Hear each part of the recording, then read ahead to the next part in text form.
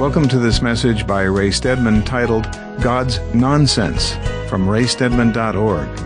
The text for this message is from 1 Corinthians 1:18 through 25. I think no American Christian can read 1 Corinthians without feeling right at home. I was told recently of a young pastor who was inquiring of an older pastor what he should do in terms of preparation for his ministry. And the older man said to him, well, I would advise that above all else you must get a PhD degree.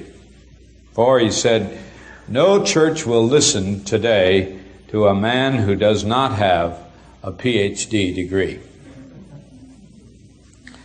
And when I heard that, the centuries fell away, and I felt I was right back in Corinth with its love of human wisdom, its exaltation of human philosophies, and its stress upon status symbols, which was dividing the church and producing factions and schisms and quarrelings in their midst.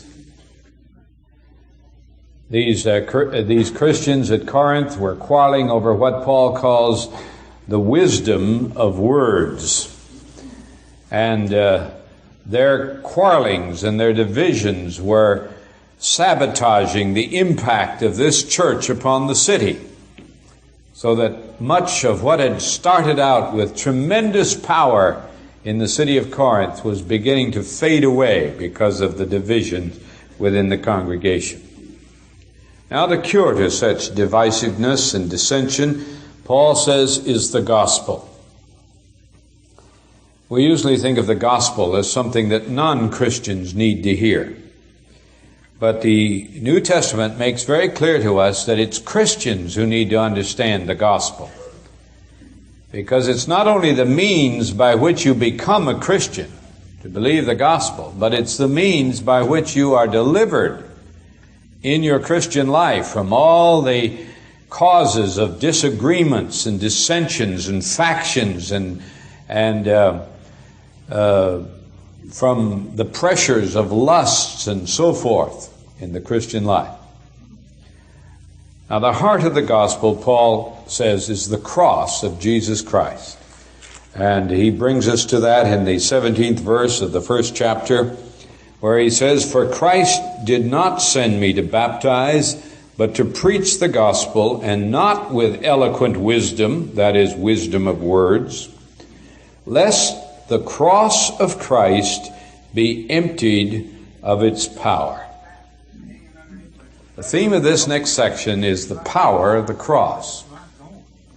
And Paul is going to show us very clearly here, in a very profound passage, what the cross does in human thinking and in human affairs.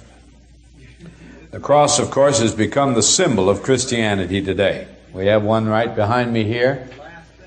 You see it in almost every place. Ladies wear it on chains around their neck. We use it as decorations in various places. And we've become so familiar with the cross in those terms that we've forgotten, I think, much of the impact that the cross had in the first century. It was for these early Christians and for those among whom they lived a symbol of something horrible. If you used a cross as a symbol then, it made people shudder. I think we'd get very much closer to it today if we'd substitute a little symbol of an electric chair for the cross. Supposing we had an electric chair mounted on our wall with its straps and its atmosphere of death and of shame. Wouldn't it be strange driving across this country to see church steeples with electric chairs at the top? And though we might think it strange, we'd get much closer to the meaning that the cross had in the minds and thinkings of the first century people, if that were true. Now, the cross is not the whole of the gospel. Some people have misunderstood that from this letter of Paul's, because he says that when he came to Corinth, he came determined not to preach anything among them save Jesus Christ and Him crucified. But that doesn't mean that the cross is the only part of the gospel, because before this letter is over, the apostle is going to spend a great section on the resurrection of Christ. That's part of it too. But the cross was particularly needed here in Corinth, as it is needed in our American churches, because the word of the cross is the answer and the cure to all human division. And that's what was troubling that church. Now, Paul goes on to introduce this in verse 18. For the word of the cross is folly to those who are perishing, but to us who are being saved, it is the power of God. For it is written, I will destroy the wisdom of the wise, and the cleverness of the clever I will thwart. Here we have an introduction to the astonishing power of the cross.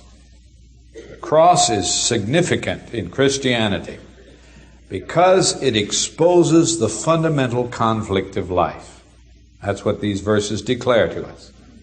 It gets down below all our surface attempts at compromise and cuts down to the basic difference behind all human disagreement.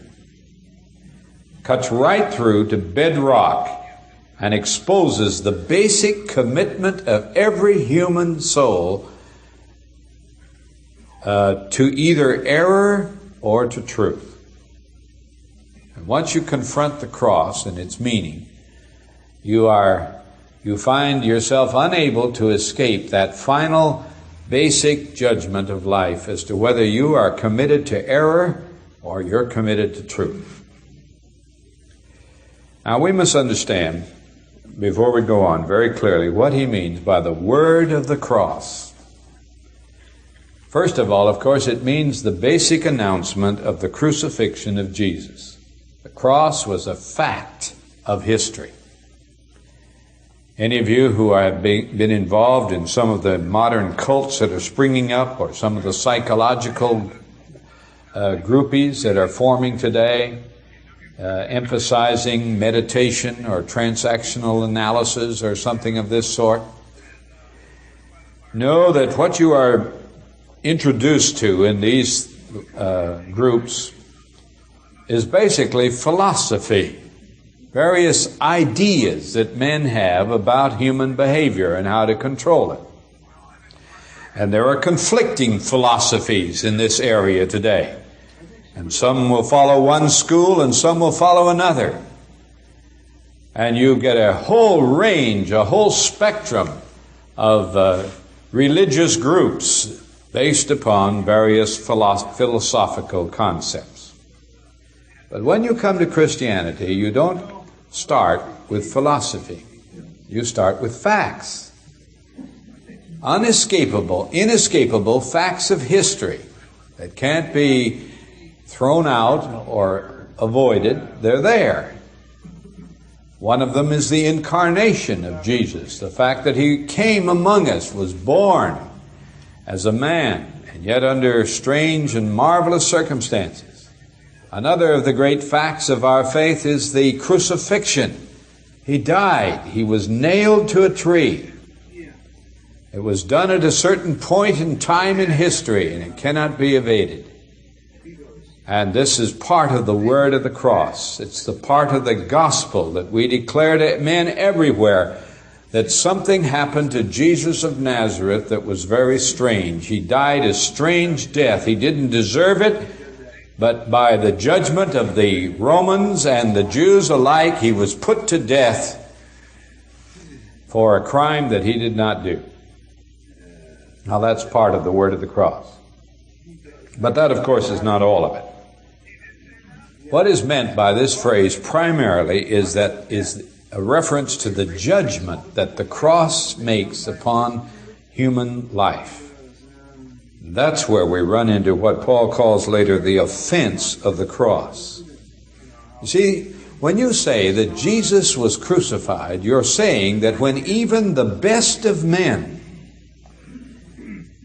the very universally acknowledged finest man who ever lived, takes the place of any one of us or any person anywhere in the world who has ever lived, when the best of men takes our place, he deserves nothing but the instant judgment of God and death at God's hand.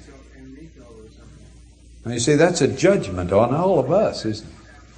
That's what people don't like about the cross. It condemns our righteousnesses.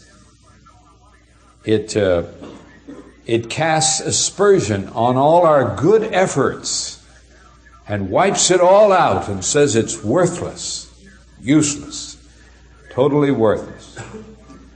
What the cross therefore says is that no human effort apart from God is worth the snap of your fingers. And that we don't like. Man with God, the Scriptures say, is worth more than the whole universe combined. A single individual, yielding to the God who made him and filled with the power of God designed for him, is worth far more than all the created universe beside. But man without God is a totally worthless being, whose only value lies in the possibility that that divine life can be reinstated and restored to him. Now that's the word of the cross. That's what Paul means when he speaks of this, of the cross as the symbol of Christian life. Now he goes on in this verse to tell us that that word therefore always produces two reactions. It did in the first century and it still does today, exactly the same two.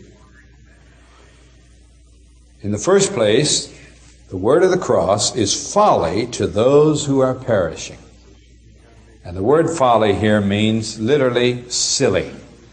It's silliness, it's absurdity, it's nonsense to those who are perishing. If you've ever tried to witness to somebody who has a sense of sufficiency about himself, who feels that he's a self-made man, and he worships his Creator, you have discovered the folly of the cross. To come and tell such a man that all his efforts and all his record, his impressive record of achievement, is worth nothing in God's sight. It doesn't make him 1 degree more acceptable, is that it is nothing but essentially a wasted effort. You're going to immediately run into the offense of the cross. He's going to call that silly. That doctrine is absurd. You mean to tell me that all this impressive array of human knowledge and wisdom that has been accumulated for centuries with all the great achievements of mankind in the realm of the relief of human misery, the technological advances of our day, that all that is absolutely worthless? Nonsense. That's what they said in the first century, and that's what they still say today. And I'm sure there are some here this morning that are thinking that. If that's what the Bible teaches, then I think it's ridiculous to wipe that all out. The other reaction is to those of us who are being saved. See, the perishing have not perished yet. They're on the way to perishing. Nor have the saved been fully saved yet. We're on the way to that final salvation yet to be realized. But to us who are being saved, the cross is the power of God. It's the key to the release of all God's blessing in human life. It's the way to experience the healing of God in the heart, the deliverance from the reign of sin and to lead into wholeness and peace and joy. And the cross is an inescapable part of that process. Now, those are the two reactions. And to prove that this is universally the case, not something just for a moment in time, but always God's way with man, Paul quotes the prophet Isaiah, where Isaiah had said that God speaks, "I will destroy the wisdom of the wise, and the cleverness of the clever I will thwart." If you look that up in the book of Isaiah, you'll find that that came at a time when Israel, or when Judah, was being confronted with an impossible invasion on the north. The northern borders of the land were surrounded, or were being attacked by the Assyrian army. And all the statesmen of the day and the politicians, including King Hezekiah, were trying to find a way out of this dilemma. It reads very much like the present-day crisis in the Mideast today. They were trying to find a way by human ingenuity and political scheming to either make a treaty with Egypt or a mutual defense pact and thus escape it, or somehow turn off the wrath of the Assyrian army and escape imminent invasion. And then God spoke through the prophet Isaiah and announced that he would deliver his people, and he didn't need any help from the politicians. And this is the way he put it: "I will destroy the wisdom of the wise, and the cleverness of the clever I will thwart." And the book of Isaiah goes on to record how God did that very thing. That when the Assyrian army came on, it came right up to the very gates of Jerusalem. It spread itself around the city. And the king, looking out, could see the hordes of Assyrian army out there, their tents surrounding the whole city, and the cause looked absolutely hopeless. And the Assyrians were mocking and taunting the Israelites. And the leader, Sennacherib, sent a letter in to the king ordering him to surrender. And the king took it and spread it out before the Lord and prayed over it. A beautiful record there in the 38th, 39th chapters of Isaiah. And God answered. And overnight he delivered the land. He sent an angel who in one night slew 185,000 of the Assyrian soldiers. History says it was a plague that broke out in the Assyrian camp, and overnight 185,000 of them were dead. The Authorized Version puts it in a rather remarkable way. It says, "When they woke up in the morning, behold, they were all dead."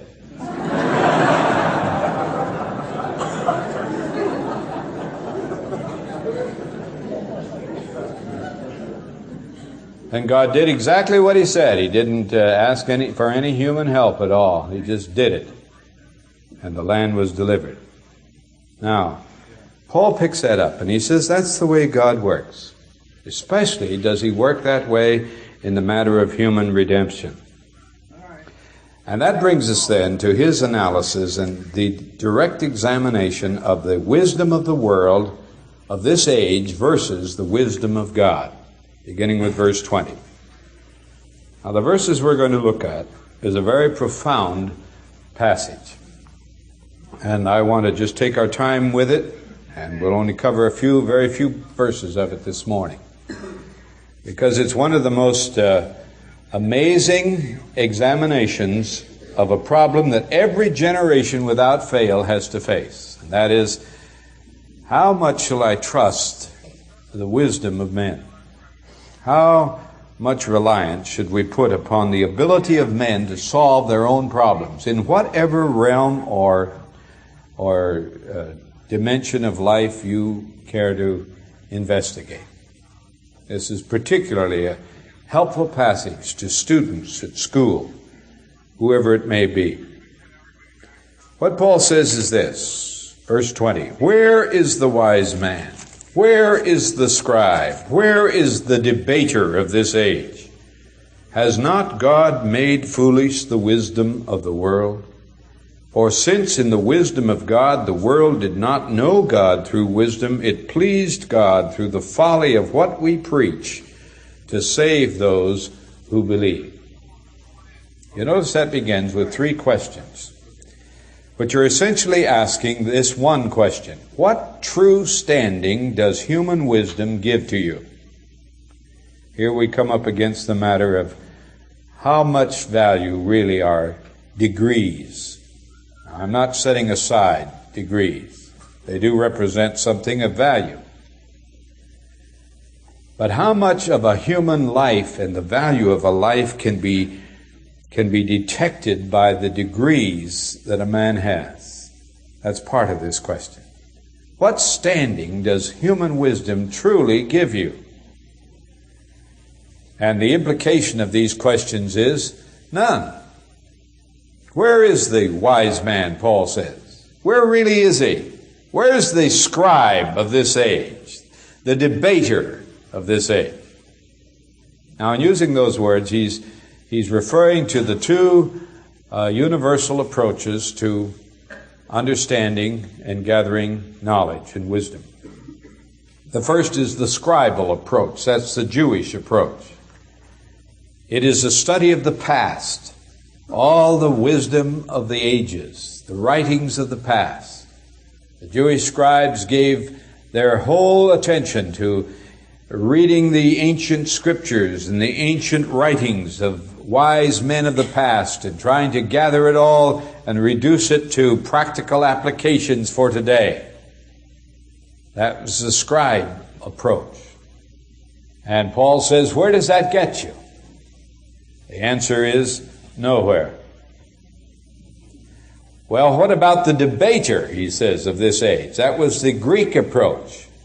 The Greeks loved to get together in the marketplaces and debate the philosophies of today. We would call it the dialectic approach, arguing as to which is better, which is right, and debating all the conflicting philosophies and opinions of the day. And Paul is raising the question, where does that get you? And again, the implied answer is clearly nowhere. What is it worth? Nothing. Now that's a very harsh judgment, isn't it? And I think at this point we must make a very important distinction. There's a difference between human knowledge and human wisdom. And unfortunately, in reading a passage like this, many confuse the two. Knowledge is the discovery of truth.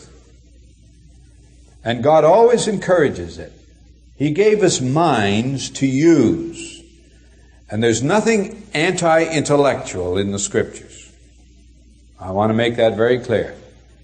God has set man on a search to unravel and discover the secrets He has hidden in the universe.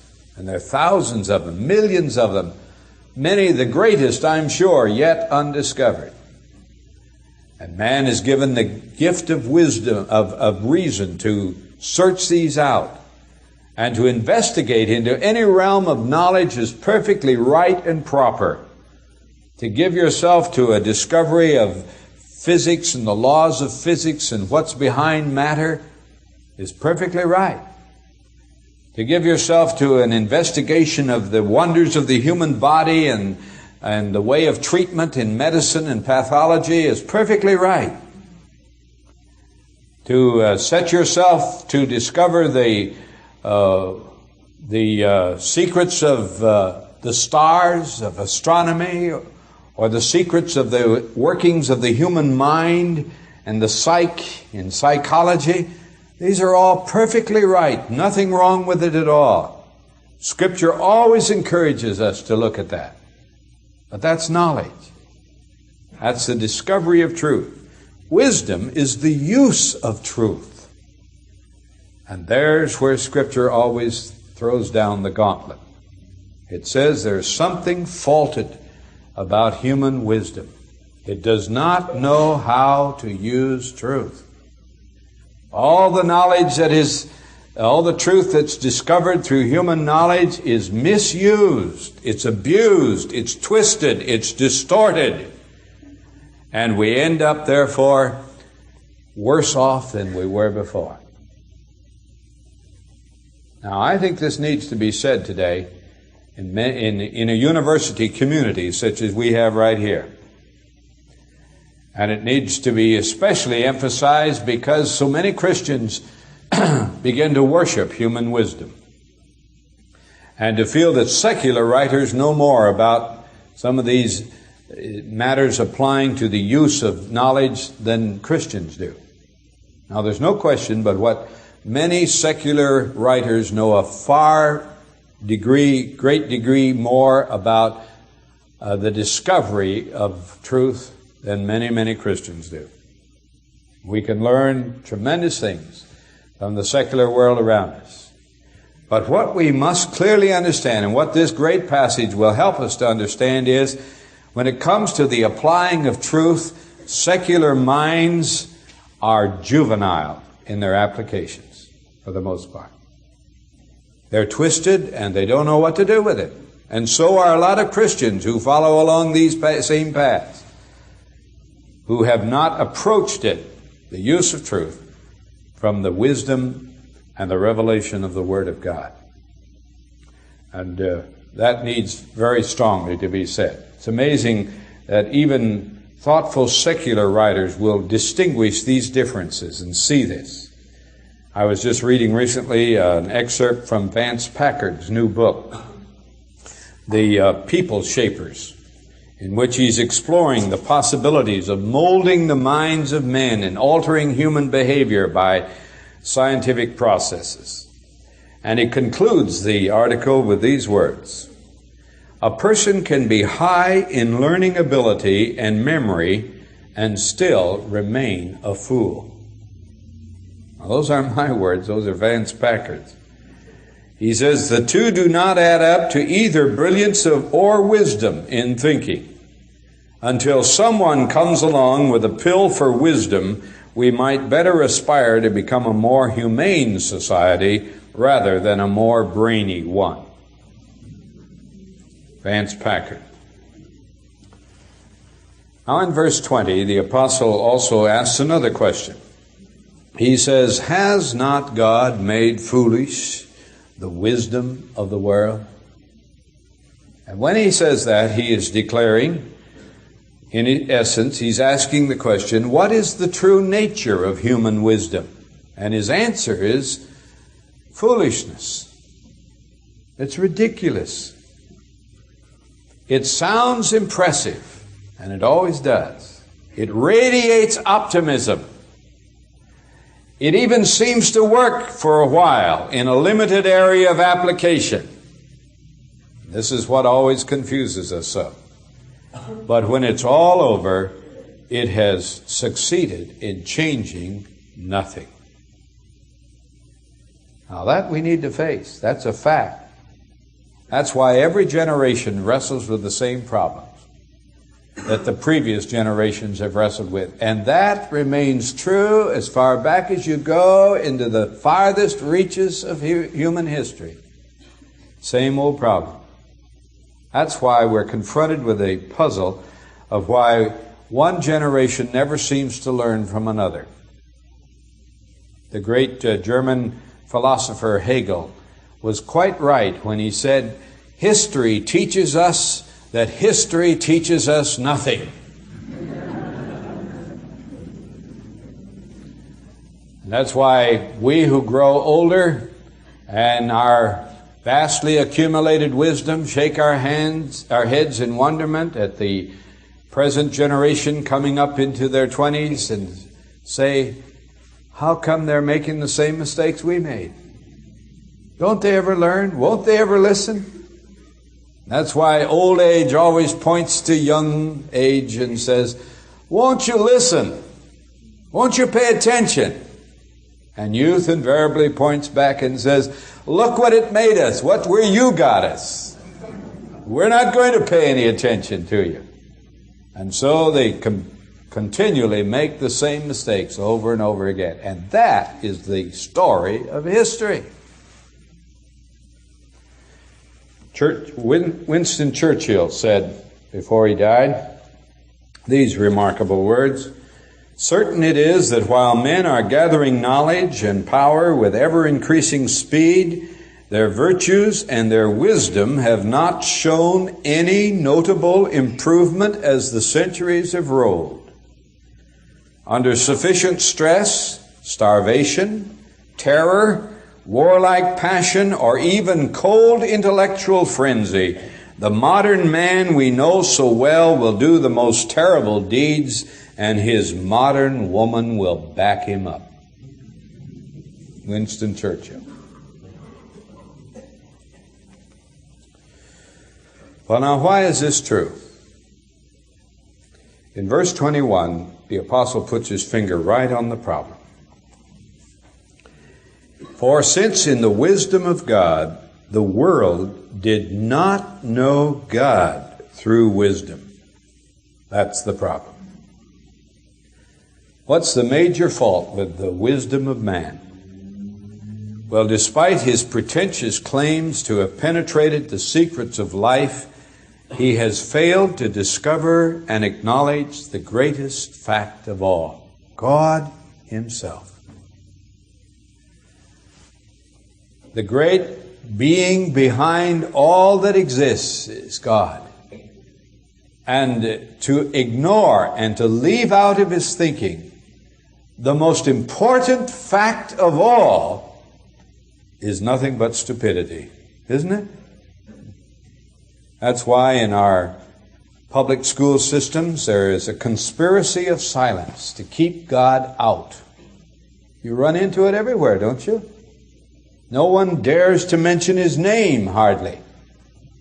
Teachers are very careful not to allow the investigation of natural phenomena to lead to any conclusion that behind it is a being of great wisdom and power and might. They use euphemisms instead. Nature does this. Karma does this. Destiny, fate, and so on. Providence, if they're driven into a corner. But not God. Now that is another incredible fact. That in all the investigation of the reasoning of the mind of man, he fails to discover the great force behind all matter, the great being behind all psychology, the great reality behind all the appearances that we investigate. And man, with all his brilliance, ends up like little children who fail to see a great giant towering in their midst because they're so happily engaged in swinging on his shoestrings.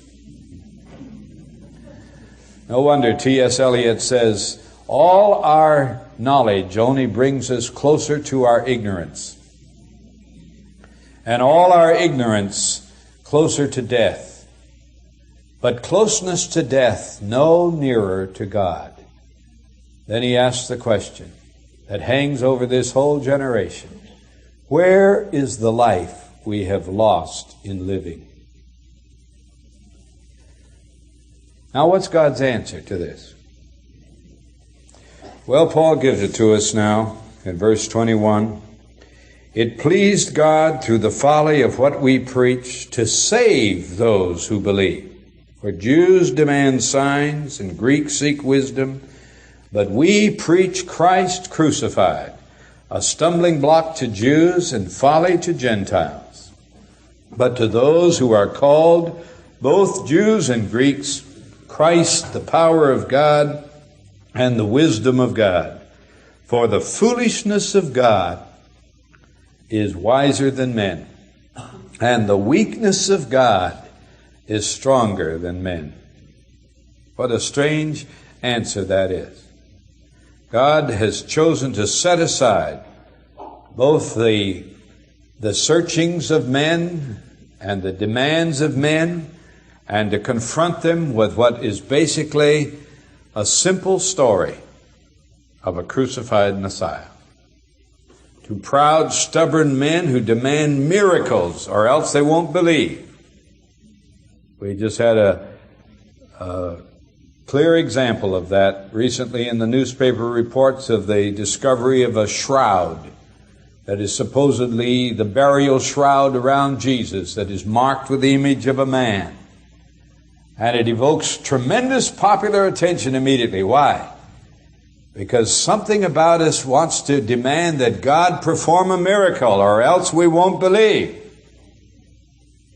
And we're right back to where the citizens of Nazareth were when Jesus came among them. And they asked him to do a sign and he would not do it because of their unbelief. And God wipes out that. To the proud men who demand miracles and to the foolish intellectuals who insist on an explanation or else they won't believe, God gives the same answer. The story of a crucified Messiah is held out to them as their only hope for deliverance. And it's preached by the same kind of men and women as they themselves are. Not brilliant people, not great trained minds, not deep thinking philosophers, but common, ordinary citizens, housewives, slaves, artisans, craftsmen, whoever, whatever, anybody can preach the story of a crucified Messiah, and yet that story, believed in, effectively accomplishes what the wisdom of man and the power of man cannot do. Salvation. People are actually delivered from themselves. We all remember the close of the 60s when this whole nation was in the grip of a terrible wave after wave of violence that swept across our campuses and in our city streets. And the great racial unrest of that time, the violence that broke out between black and white. We all remember reading about an eloquent young black radical named Eldridge Cleaver that made white people tremble and sleep uneasily at night. And nobody knew what to do with him. The law couldn't handle him. All they could do was put him in prison if they could catch him. No philosophy seemed to reach him.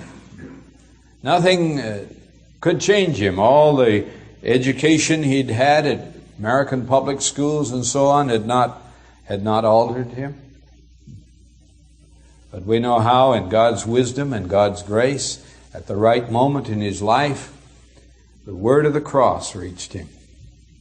And he saw himself for what he was, without hope or help before God, except in Jesus Christ, and how that delivered him and changed him. And now he's living among us, absolutely transformed, a positive force for good, where once he had been a powerful force to destroy. That's a demonstration in our own day, isn't it, of the power of the cross to effect what the wisdom of man cannot do. We all recall the mess of Watergate and the discovery, the sickening discovery of a basic illness so deeply involved in our whole national life that it touched the highest office in the land. And associated with it was an arrogant, ruthless young lawyer named Charles Colson. Now we have the story of how the word of the cross reached the hatchet man of the Nixon administration. And he's now devoting his life to the rescue of men in prison, changed by the power of God. More recently, we have the picture of the king of porn, Larry Flint, editor of Hustler magazine, the raunchiest, dirtiest, most obscene of all the obscene magazines on the market today. And now he's changed, according to the reports, born again. Magazines beginning to change because of the change in his life. What God has wrought by the power of the word of the cross. I just love to dwell on this because I think Christians have forgotten what God has put in our hands. What a marvelous God this is. Paul seems to bow, in verse 25, to bow before the wonder and majesty and astonishment of this astonishing God. For the foolishness of God is wiser than men, and the weakness of God, the nonsense of God, is stronger than men. And what man cannot do, God accomplishes it by this simple word about the crucifixion of Jesus and the judgment on the wisdom of man. I hope one effect of it will be in our own lives, that we not only understand the greatness of the God with whom we deal, but we understand the foolishness of the wisdom of the world, and to understand that it cannot hold a candle to the greatness of the revelation of the truth of God.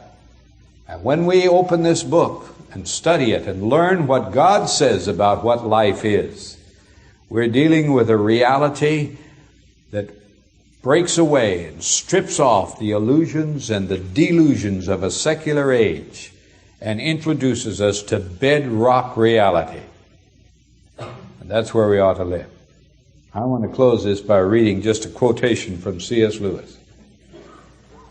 He says, "It is hardly complimentary to God that we should choose Him as an alternative to hell. Yet even this He accepts. The creature's illusion of self-sufficiency must, for the creature's sake, be shattered. And by trouble or fear of trouble on earth, by crude fear of the eternal flames, God shatters it, unmindful of His glory's diminution. I call this divine humility, because it's a poor thing to strike our colors to God when the ship is going down under us. A poor thing to come to Him as a last resort to offer up our own when it's no longer worth keeping. If God were proud, He would hardly have us on such terms, but He's not proud. He stoops to conquer. He will have us even though we have shown that we prefer everything else to Him and come to Him because there's nothing better now to be had." Let's stand together and we'll be dismissed.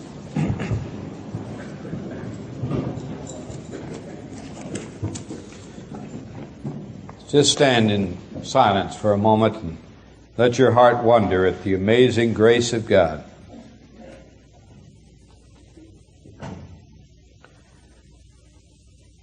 Then let's sing it as a benediction.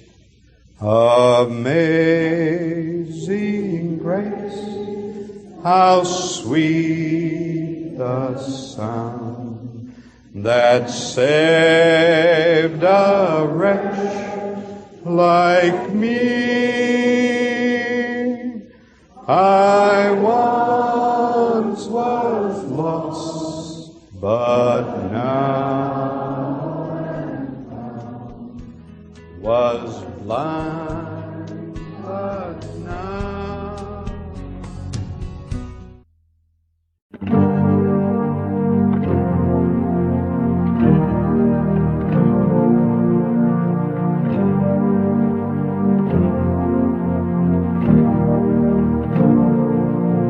Let the King of my heart be the mountain where I run, the fountain I drink from. Oh, He is my song. Let the King of my heart be the shadow where I hide, the ransom for my life. Oh, He is my song. 'Cause You are good, oh, You are good, oh, You are good, oh, You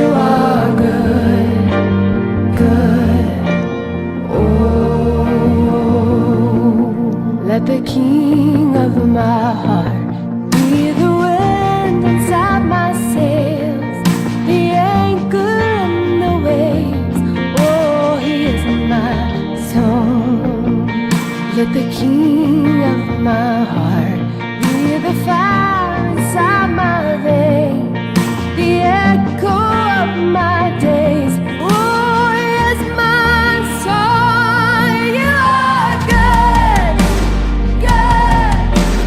Oh, you are good, good.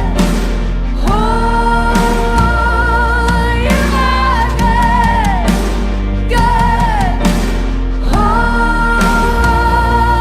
you are good, good. Oh, you're never gonna let me down.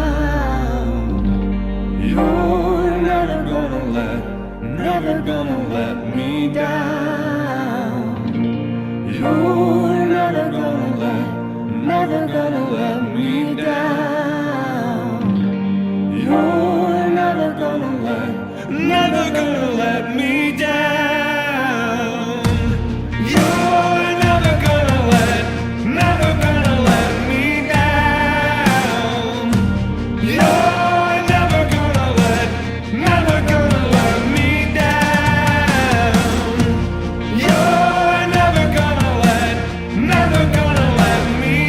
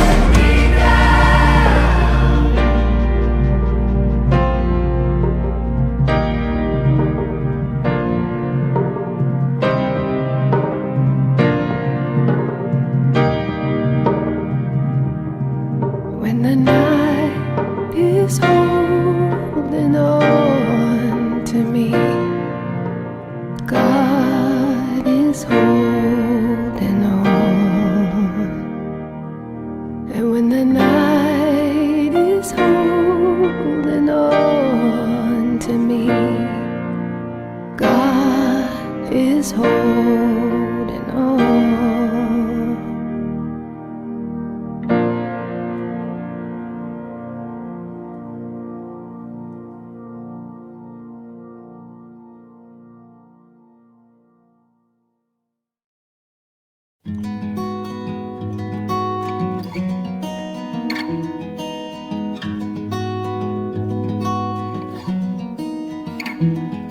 And Lord of the mountains and sea, you are treading a path for me. God of the seasons and sky, you have always been holding my life. And Lord, you are the shepherd of my soul. So I lay down my plans, I give up my rights, and let you take control of this surrendered life.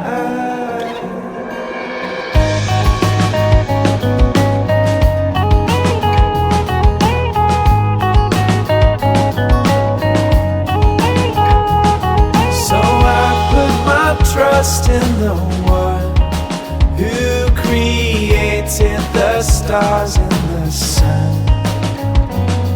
Oh, you are eternally kind, always faithful and endlessly wise. Lord, you are the shepherd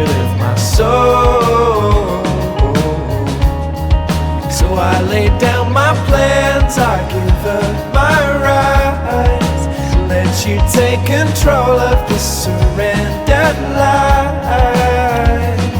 And Lord, you are the shepherd of my soul. So I lay down my plans, I give up my rights, and let you take control of the surrendered life.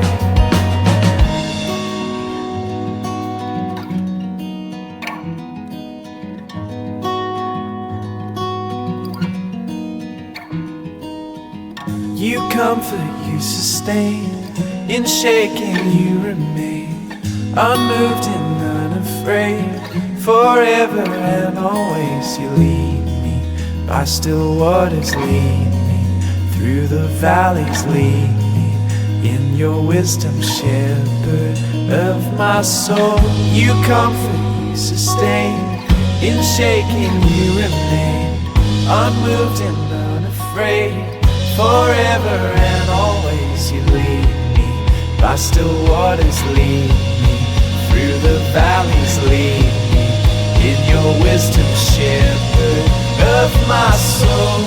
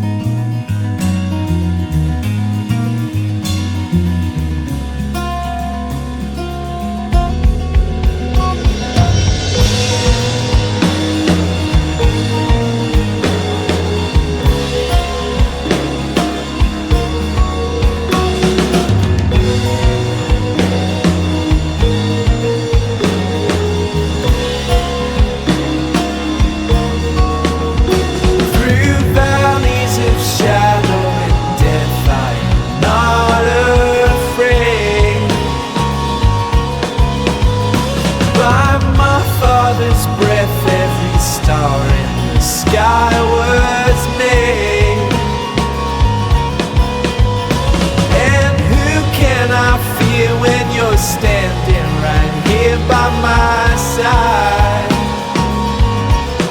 you're always leading, protecting and guarding my left and my right.